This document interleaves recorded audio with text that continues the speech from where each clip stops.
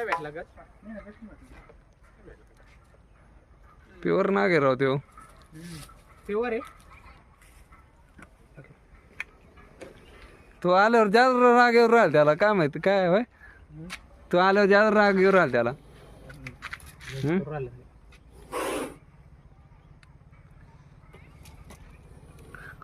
तो आल्यावर जास्त राग येऊन राहिला त्याला.